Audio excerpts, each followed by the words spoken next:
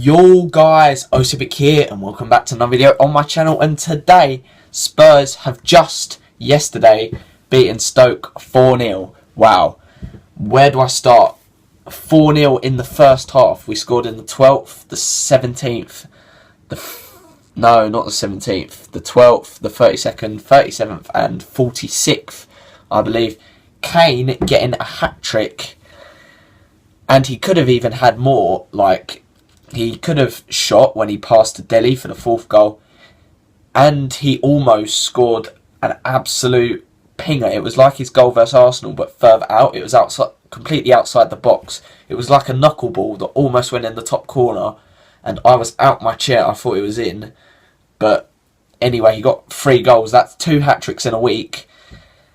3 hat-tricks in 9 games, and yeah, wow. And also Ali scored. He's now got more goals than Ozil in half the games. He's played, I think, 55 or 56 games for Spurs. Ozil's played well over 100, and yeah, he's got more goals. So that's a nice one on Arsenal fans. And Ali's only 20. Like, I fear for some of our best players. Lloris made one world-class save. Crouch was offside. He got a very good reception. Crouch was offside. He should have scored, but Lloris made a world-class save. You just think, if we don't win, if we don't get in the top 4 and we don't win the FA Cup, you think our best players could leave us for better clubs, because if that was the case, then they do deserve better. I'm talking about Lloris, Toby Alderweireld, Ali, because he has the potential to be like one of the best players in the world, because he's only 20 years old, and he's already scored 12 goals this season in the Premier League. Kane's now top scorer in the league, and yeah, also Dembele I'd probably put up there.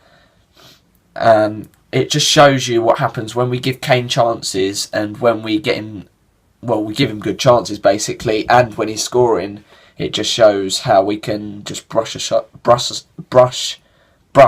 aside teams. And it's a shame for Stoke, because that's 3 in a row now. It's been 4-0. Stoke City, I'm afraid to say, it's happened again. And yeah, I was at the game. I got last minute tickets. I didn't get tickets for Stoke and Everton, and I was just looking on the Spurs website because I heard about an email that a few tickets came up. Got the email, came up, loaded it up, and there was a few spare tickets. Got a last minute one with my mate Joe, and yeah, that was definitely money worthwhile spent to see that overall great team performance. I think it's the first time in a while since we did the Southampton, Watford and Chelsea, maybe Fulham last week, but even so, it's the first time in a long while that we've seen every player have a good game, like 7.5 or more out of 10. Even Davis, because he's been getting lots of game time. I know we need Rose back, really, and then our team is at full strength, and we're playing 3 at the back again now because Jan's back, which is great. Not conceding, apart from on Thursday, which I'm going to come on to in a sec. And yeah, even Davis with game time is starting to actually look like he's glued onto what Poch is trying to get us to do.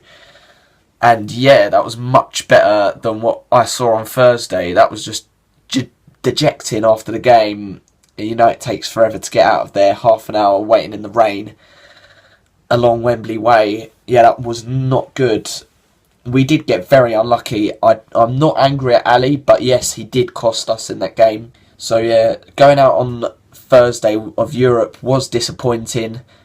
Ghent fans, I don't know why we gave them an allocation of 10,000. I know we wanted to fill Wembley, so we sold it out again, 80,000 this time. It was 85,000 in the Champions League, but on Thursday it was 80,000 because UEFA have this silly rule of filling in each end. They fill in each end with some black strips because they don't want, I don't know what the excuse is. I just presume it's they don't want fans on the pitch. I honestly don't know, but yeah, they take away some of the seats in the front rows. But at least we went out in the round of 32. Like, we could have had a long run in Europe, and we did play our best team in the round of 32 because obviously we want to go for Europe. But then from last season, I feel like Potter's got our players fitter, so we played a full strength team on Thursday and yesterday on Sunday, And yeah, Stoke hadn't played a game in 2 weeks, and they were really awful. They didn't offer anything. I honestly wouldn't have played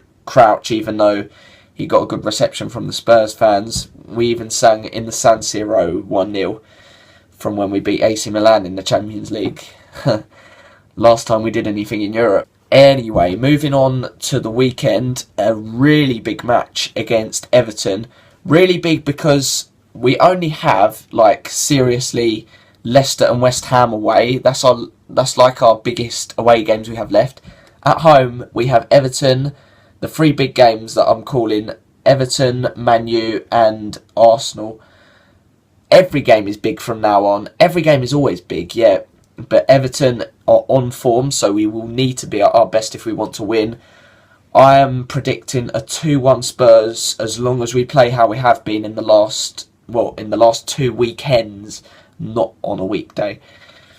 And I unfortunately don't have a ticket for that, but I am going to really try and get a Millwall ticket that comes out for me on Wednesday. But yeah, that's about it for today, guys. I hope you enjoyed this review, and I'll see you guys next time.